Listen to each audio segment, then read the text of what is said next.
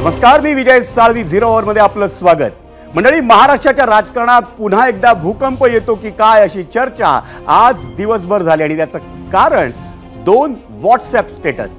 आता हे दोन्ही व्हॉट्सअप स्टेटस कोणाचे आहेत आणि त्यातून कोणता राजकीय भूकंप होऊ शकतो आणि महायुतीला मोठा धक्का बसू शकतो, हे सगळं आपण पाहणार आहोत आजच्या भागात आणि त्या दोन्ही व्हॉट्सअप स्टेटसचं विश्लेषणही करणार आहोत.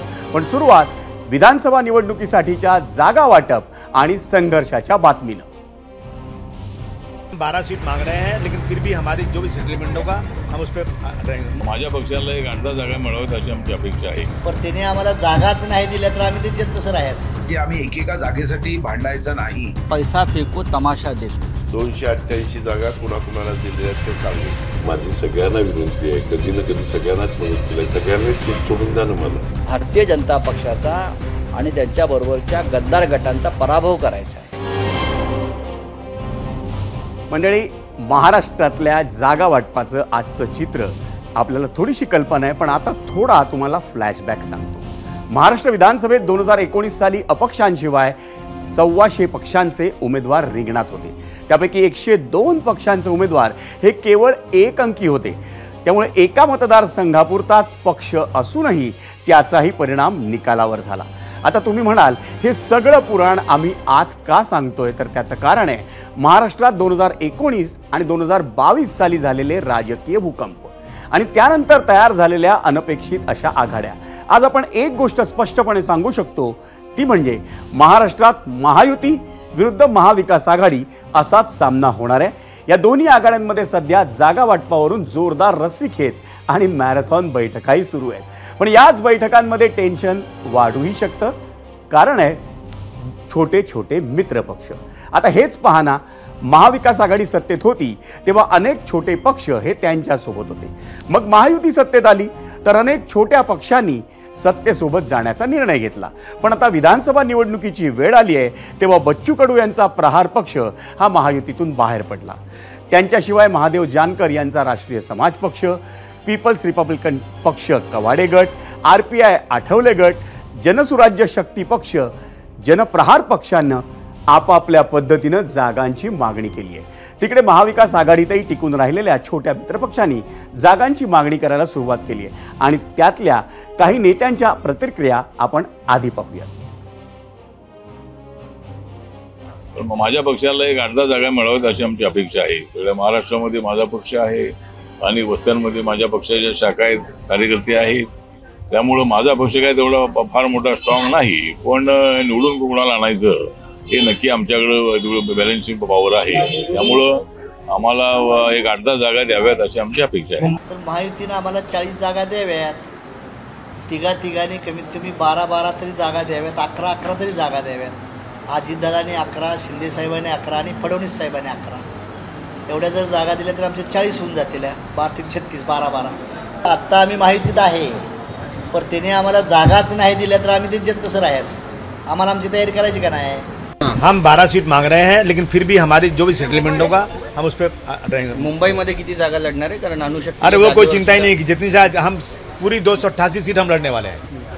महाविकास आघाडी हम है, हम सब एक मिलकर लड़ेंगे. आघाडीमध्ये असलेल्या पक्षांना देखील आपण काही प्रतिनिधित्व देणार की नाही याची कोणी चर्चाच होत नाही आहे. त्यामुळे आघाडीमध्ये असलेले जे मित्र पक्ष आम्ही आहोत ते जरा हवालदिल झालेले आहेत, म्हणजे निराश झालेले आहेत. त्याच्यामुळे आता या 4-5 दिवसामध्ये जे काही घडामोडी होतील, आम्ही जरी 15 जागा मागितल्या असल्या तरी पण किमान पक्षी मागच्या निवडणुकीमध्ये आमच्या पक्षाने 5 जागा लढवल्या होत्या. कमीत कमी 5 जागा आमच्या पक्षाला मिळाव्यात अशा प्रकारची आमची अपेक्षा आहे.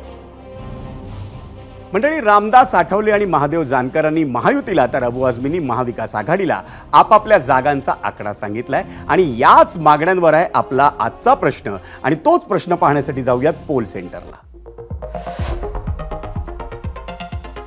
आजचा प्रश्न आहे, विधानसभेच्या जागा वाटपात छोट्या मित्रपक्षांकडून होणाऱ्या जागांच्या मागण्या कोणाची डोकेदुखी जास्त वाढवणार, महायुती की महाविकास आघाडी? हे 2 पर्याय आहेत या प्रश्नावर.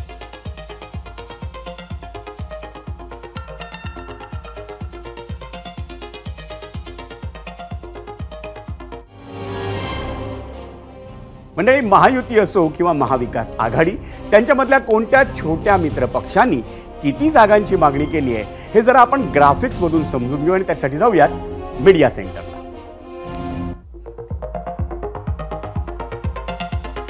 मित्र पक्षांकडून किती जागांची मागणी झाली आहे? राष्ट्रीय समाज पक्ष महायुतीकडे मागतोय 36 ते 40 जागा. पीपल्स रिपब्लिकन पक्ष कवाडे गट मागतोय महायुतीकडे 15 जागा. आरपीआय आठवले गट मागतोय 12 जागा आणि जनसुराज्य शक्ती पक्ष मागतोय 12 ते 15 जागा महायुतीकडे. आपण पाहतोय महाविकास आघाडीकडे कोणते मित्र पक्ष किती जागा मागतायत, तर समाजवादी पक्ष राज्यभरात मागतोय 12 जागा.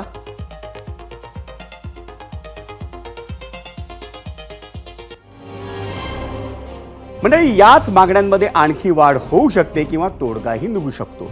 पण ज्या कोणा आघाडीला हे जमेल त्यांना त्यांचा मोठा फायदा होईल हे नक्की. म्हणूनच की काय, महायुती असो किंवा महाविकास आघाडी, दोन्ही आघाड्यांनी आपापल्या बैठकांमध्ये मित्र पक्षांना स्थान दिलंय.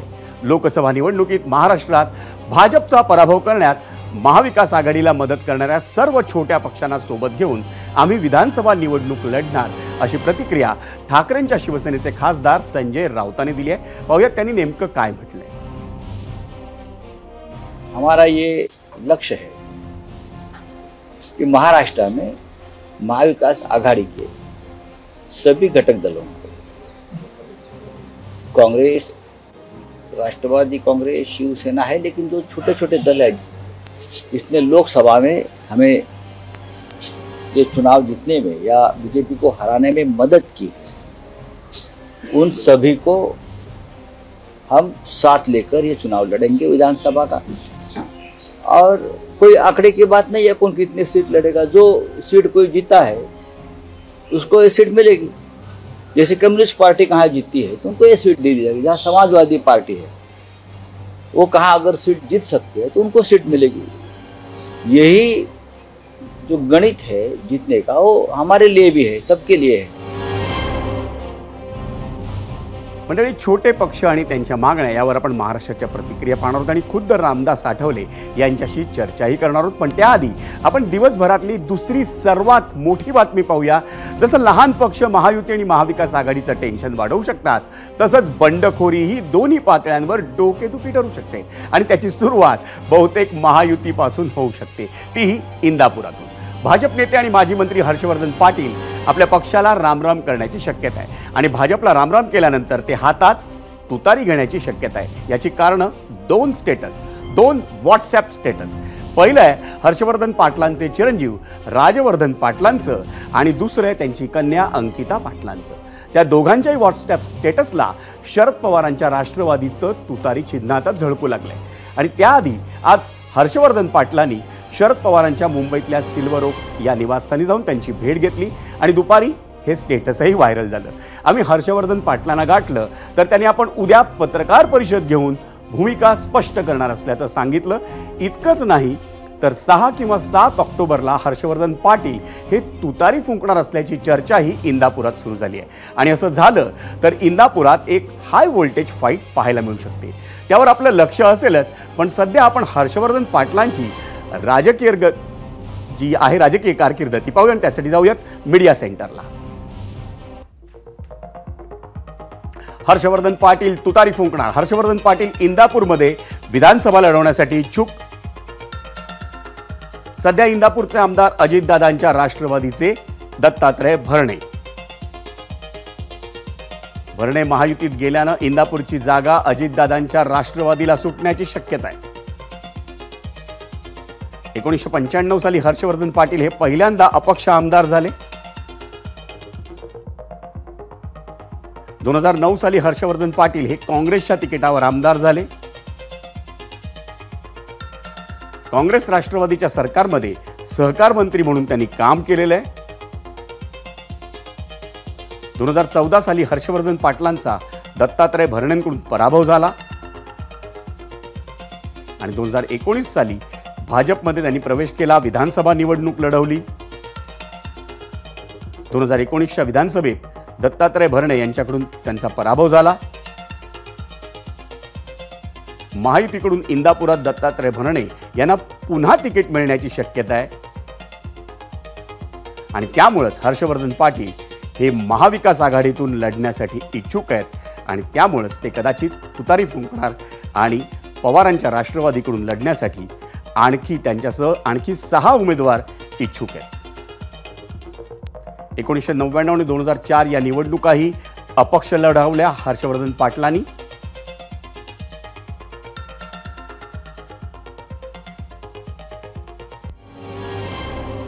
मंडळी, हर्षवर्धन पाटील भाजपमध्ये आले ना, ती तारीख होती 11 सप्टेंबर 2019. तेव्हा भाजपचे प्रदेशाध्यक्ष होते चंद्रकांत पाटील. त्यांच्याच उपस्थितीत तो पक्ष प्रवेश सोहळा झाला होता. आता जेव्हा हर्षवर्धन पाटलांचा शरद पवारांच्या राष्ट्रवादीमधला प्रवेश निश्चित झालाय, त्यावर चंद्रकांत पाटलांना काय वाटतं आम्ही तेही जाणून घेतलं. तर भाजपचे संकटमोचक गिरीश महाजन यांनी हर्षवर्धन पाटलांची नाराजी बोलून दाखवली. पाहूया ते दोघं काय म्हणतात. ज्यांना असं वाटतंय की आता भारतीय जनता पार्टीत आपल्याला तिकीट मिळू शकणार नाही, ते दुसऱ्या पक्षाचा आधार घेत आहेत. तसं त्यांनी करू नये असं आवाहन करेन. बाकी माझ्या हातात काय नाही. आता हे प्रमाण वाढत चालल्यामुळे 14 ते 19 त्यांना देवेंद्रकडून मिळत होतं, देवेंद्रकडे आले. आता त्यांना आभास होतोय, खरं नाही आहे की पवारांबरोबर जाऊन फायदा आहे, काही खरं नाही. जेव्हा रिझल्ट लागतील, 170वालं महायुतीचं सरकार येईल, तर पश्चाताप करतील. त्यावेळेला पुन्हा एकदा आमची पार्टी त्यांना घेईल की नाही, पार्टीचे नेते ठरवतील. मी माहिती घेतो, त्यांच्याशी बोलतो, पण मला अजूनही खात्री आहे की ते हर्षवर्धन पाटील पक्ष सोडून जाणार नाही. फडणवीस साहेबांबद्दल नाराजीचा विषय नाही आहे. त्यांचा विषय थोडासा मतदारसंघाचा आहे, तो थोडा अडचणीचा झालेला आहे. कारण तिथे मामा जे आमदार आहेत ते त्या ठिकाणी अजित पवार साहेब जे आहेत त्यांच्या गटाचे आहेत, अजितदारांच्या गटाचे आहेत. त्यामुळे तिकिटासाठी त्यांना अडचण आहे. आणि ते आतापर्यंत ते इंदापूरवरून तेच लढत होते. पण आता ज्यांच्या विरोधात लढत होते, जे विरोधात आहेत, तेच आमच्या पक्षाचे, म्हणजे युतीमध्ये आमदाराचं तिकीट त्यांना मिळेल असं त्यांना वाटतं आहे. आणि म्हणून ते थोडे अनसेफ त्यांना त्या ठिकाणी वाटतं. आणि मंडळी, आता वळूयात ठाकरेंच्या शिवसेनेच्या बातमीकडे. आगामी विधानसभा निवडणुकीच्या पार्श्वभूमीवर उद्धव ठाकरेंच्या यंदाच्या दसरा मेळाव्याबद्दल राज्याच्या राजकारणात सध्या उत्सुकता असणार यात शंका नाही. ठाकरेंनी आज दसरा मेळाव्याचा जणू ट्रेलरच मांडला. आई जगदंबेला साकडं घालणारं थीम सॉन्ग त्यांनी आज मातोश्रीवर लॉन्च केलं. असुरांचा संहार करा या मशाल हाती दे, सत्वरी भुवरी ये ग अंबे, सत्वरी भुवरी ये, असे या गाण्याचे शब्द आहेत. या पत्रकार परिषदेत उद्धव ठाकरेंनी राजकीय टीका करणं टाळलं. आता काय बोलायचं ते बोलून घ्या. अमित शहांसकट सर्वांना मी दसरा मेळाव्यातून उत्तर देणार आहे, असा इशारा त्यांनी दिलाय. अमित शहा येतात आणि परत पक्ष फोडण्याची भाषा करतात. त्याच्यामध्ये त्या सगळ्या गोष्टीचा फडशा मी दसऱ्याला शिवाजी पार्कवर घेणार आहे. तोपर्यंत बाकी सगळ्यांना जे जे आमच्यावरती बोलायचं ते बोलून घेऊ द्या. मी एक सोनार किंवा एक लोहारची दसऱ्याला करतो. मंडळी, इकडे उद्धव ठाकरे बोलले आणि तिकडे ठाण्यातून मुख्यमंत्री एकनाथ शिंदेनी त्यांच्यावर पलटवार केला. त्यांच्या पायाखालची वाळू सरकली आहे, ते बिथरले आहेत. आणि बाळासाहेबांचे विचार सोडल्यापासून त्यांचे विचार बदलले आणि लोकसभेमध्ये आम्ही ते प्रूव्ह केले. जनतेने धनुष्यबाणाला साथ दिली, बाळासाहेबांच्या विचारांच्या शिवसेनेला साथ दिली. आणि म्हणून आता त्यांच्याकडची वोट बँक आहे काँग्रेसची आहे. त्यामुळे त्यांचं जे काही बिथरल्यानंतर माणूस काही पण बोलतो, त्यांना त्यांच्या आता छातीत धडकी भरली आहे. मंडळी, महाराष्ट्रातील राजकीय बातम्या पाहिल्यानंतर आता वळूयात आपल्या आजच्या पहिल्या प्रश्नाकडे, जो होता जागा वाटपात लहान पक्षांच्या भूमिकेवर. आणि त्यावरच महाराष्ट्रानं काय प्रतिक्रिया दिल्या त्या पाहण्यासाठी जाऊयात मीडिया सेंटरला.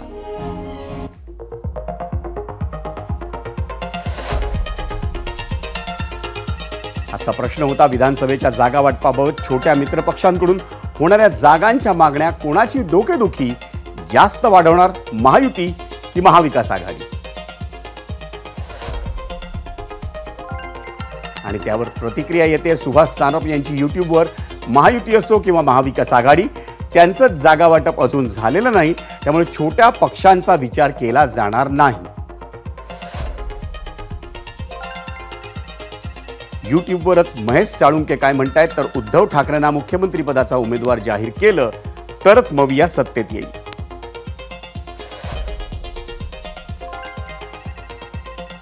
यूट्यूबवर शंकर पगडीलवार म्हणतायत जो पक्ष सत्तेत येणार असं वाटतं त्याच पक्षात जागा वाटप करणं अवघड असतं. यूट्यूबवरच विक्रम पाटील म्हणतायत महाविकास आघाडी संयमानं वाटाघाटी करणार.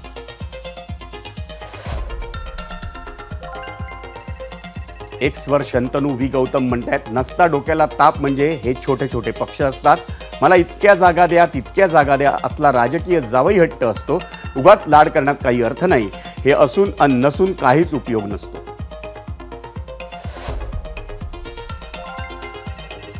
फेसबुकवर श्याम ठाणेदार म्हणतायत छोट्या मित्रपक्षांना भाजपनं जास्त आश्वासनं दिली आहेत त्यामुळे त्यांच्या मागण्या महायुतीसाठी डोकेदुखी ठरणार आहेत.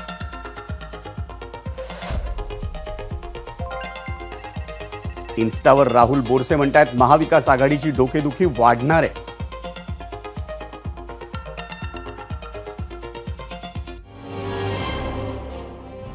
आणि या जागा वाटपाच्या विषयावर आपल्यासोबत बोलण्यासाठी आहेत आरपीआयच्या आठवले गटाचे अध्यक्ष आणि केंद्रीय राज्यमंत्री रामदास आठवले.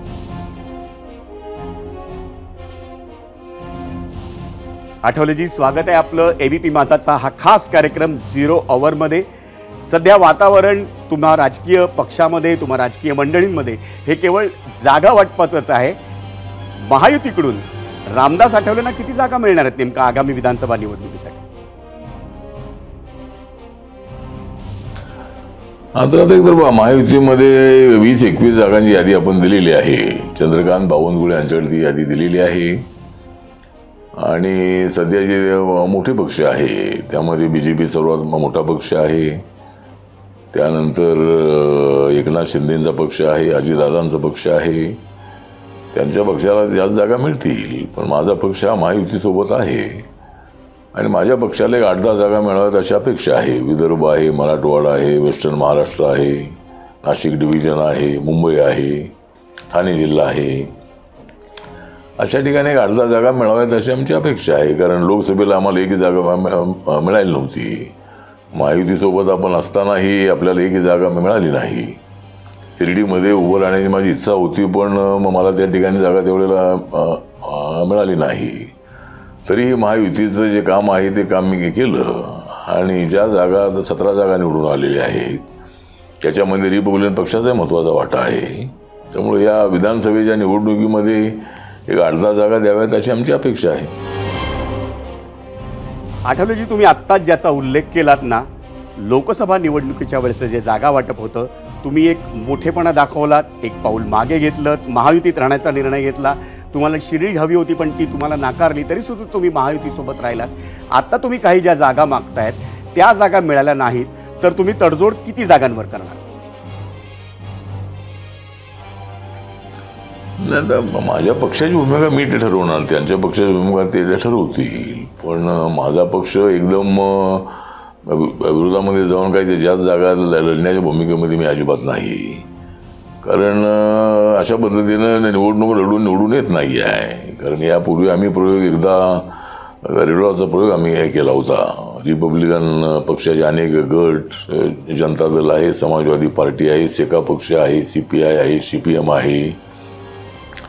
तर तेवढे आमच्या पक्षाची एक जागा निवडून आली नव्हती. आणि आता आपल्याला माहीत आहे की माननीय प्रकाश आंबेडकरांनी एवढा मोठा प्रयत्न केला वंचित आघाडी स्थापन करून अनेक जातीच्या उमेदवारांना तिकीटं दिली पण त्यांचा पक्ष रेकग्नाइज होऊ शकला नाही.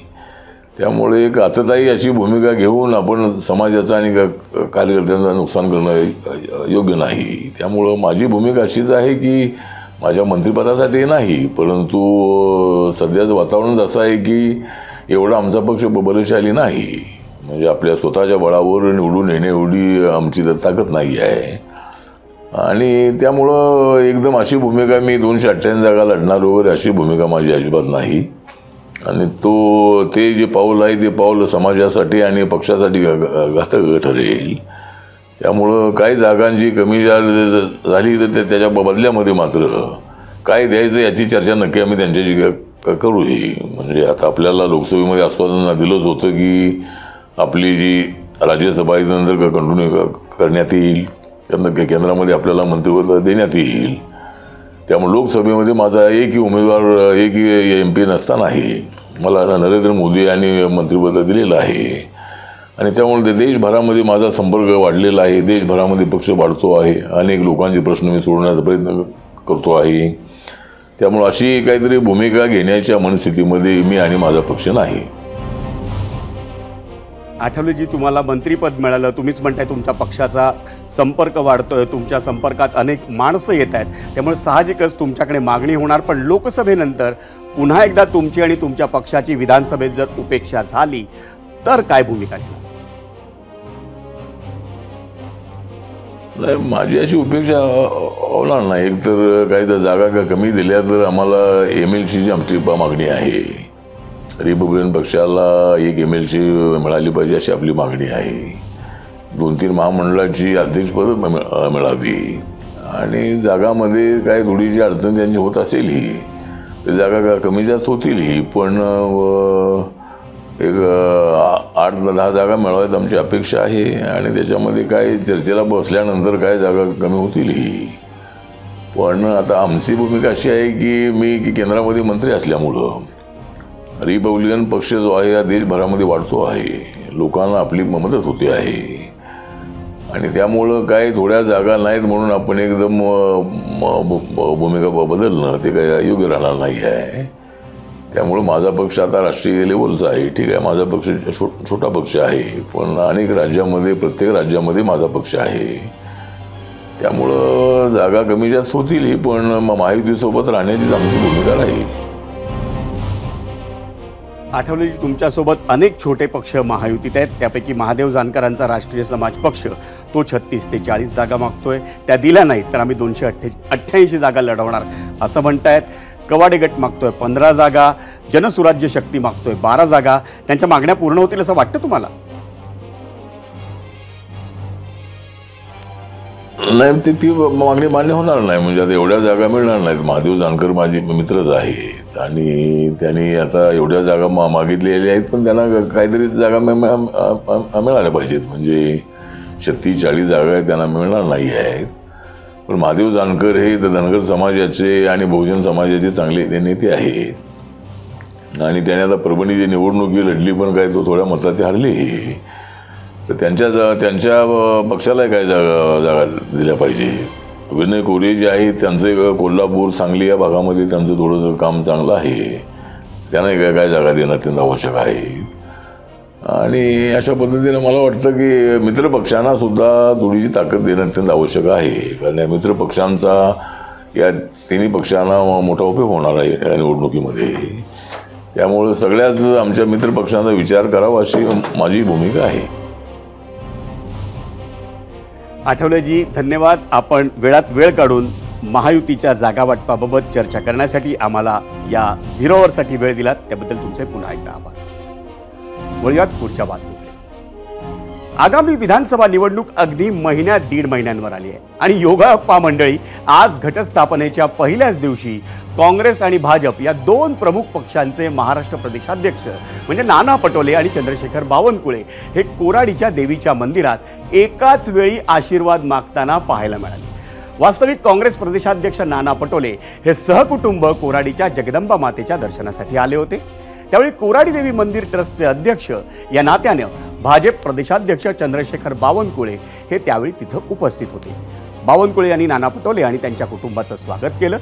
बावनकुळेंनी पटोले यांच्या नातीला कडेवर घेऊन तिचे लाडही केले. राजकारणाच्या पलीकडे जाऊन विरोधी पक्षाच्या नेत्यांनी कौटुंबिक नातेसंबंधही जपायचे असतात हे त्यांनी आपल्या कृतीतून दाखवून दिलं. दोन्ही नेत्यांनी देवीकडे आशीर्वाद मागितला. आम्ही दोघे भाऊ आहोत आणि आम्हा दोघांवरही देवीची कृपा आहे असं नाना पटोलेंनी यावेळी सांगितलं. आपण जे मागतो तसं गुप्त मतदान असतं, तसं आईच्या चरणी जे मागतोय ते सांगायचं नसतं. आईच्या आशीर्वादाने ते प्राप्त होतं. ही माझी नातीन आहे, हिचं इकडे बघ, इकडे ही माझी नातीन, हिचं अन्नप्राशनचा दिवस होता आज आणि आजच नवरात्राचा दिवस आहे. तर एक महालक्ष्मीच्या रूपाने आज मला एक नातीन पण या ठिकाणी जसं तुमच्यासाठी आशीर्वाद मागितला तेव्हा तसाच बावनकुळे साहेबांसाठी काही आशीर्वाद मागितला का? आम्ही दोघे भाऊ आहोत, एका आईचे मुलं आहोत, त्याच्यामुळे एकमेकाला आशीर्वाद मागण्याची परंपरा राहतेच. शेवटी विजय दोनपैकी कोणत्या तरी एकाच भावाचा होईल. परवा अमित शहानी सांगितलं की 29 मध्ये राहणार, आम्हाला 2024 आम्ही. शेवटला प्रश्न, शेवटी विजय एकाच भावाचा होईल असं आहे की ही जनता ठरवतं, जनतेला ठरवू द्या. फक्त आज इथे आम्ही सर्व नानाभाऊ, मी, त्यांचा परिवार, माझा परिवार, या महाराष्ट्राला सुखी संपन्न ठेवू दे. सर्व जे जे मनोकामना आहे सर्वांचे पूर्ण होऊ दे. मंडळी, खरंच आहे, विजय कोणाचा होईल हे जनता ठरवेल, पण दोन राजकीय नेत्यांमधले, दोन राजकीय विरोधी पक्षीय नेत्यांमधले संबंध जर असे सुदृढ जर झाले ना, तर महाराष्ट्रात खऱ्या अर्थानं शांतता नांदेल. आणि आता वेळ झाली आहे आजच्या पोलचा निकाल पाहण्याची, आणि त्यासाठी जाऊयात पोल सेंटरला.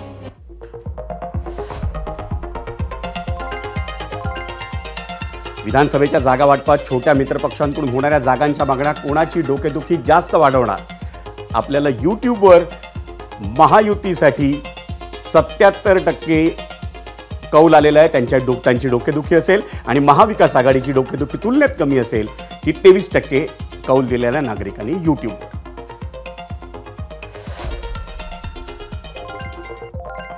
त्याच प्रश्नाला एक्सवर काय कौल आलंय आपण पाहतोय. 76% नागरिक म्हणतायत महायुतीची डोकेदुखी जास्त वाढणार, आणि 24% नागरिक म्हणतायत महाविकास आघाडीची डोकेदुखी वाढणार. इंस्टाग्रामवर काय कौल येतोय तो आपण पाहतोय. 75% नागरिक म्हणतायत महायुतीची डोकेदुखी वाढणार, आणि 25% नागरिक म्हणतायत महाविकास आघाडीची डोकेदुखी वाढणार.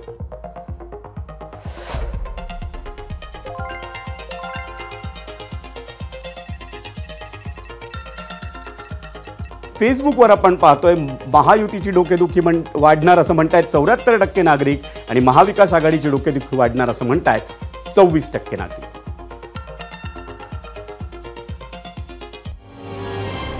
मंडळी, लहान मित्रपक्षांना सोबत घेणं किती महत्त्वाचं आहे हे आपल्याला नुकत्याच झालेल्या लोकसभा निवडणुकीनं दाखवून दिलं.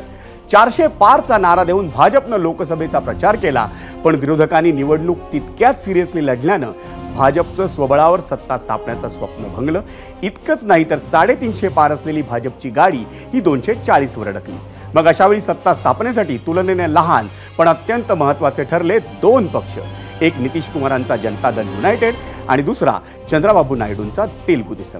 फार खोलात न जाता गेल्या 4 टर्म्सचा महाराष्ट्र विधानसभेचा निकाल पाहिला तरी हेच लक्षात येतं की इथंही कोणा एका पक्षाला संपूर्ण बहुमत मिळालेलं नाही. 2014 साली 122 वर पोचलेली भाजप गेल्या वेळी 105 वर आली, आणि आता तर महाराष्ट्राच्या राजकारणाची स्थिती पाहता आणि लोकसभेच्या निकालानंतर मवियाचा वाढलेला कॉन्फिडन्स पाहता महाराष्ट्राचा मूड लक्षात येतो. पण असं असलं तरी अमुक एका पक्षाला संपूर्ण बहुमत मिळेल अशी स्थिती महाराष्ट्रात आज घडीला नाही आहे, हेही तितकंच खरं आहे. त्यामुळे महायुती असो किंवा महाविकास आघाडी, दोन्ही पातळ्यांवर 1 अंक आमदारांची संख्या असलेल्या आणि एखाद्याच जिल्ह्यापुरता मर्यादित असलेल्या पक्षांना सोबत घेणं आणि त्यांना सन्मानानं एखादी जागा सोडणं हे तितकंच महत्त्वाचं ठरतं, आणि हीच खरी कसरत दोन्ही आघाड्यांना करावी लागणार आहे.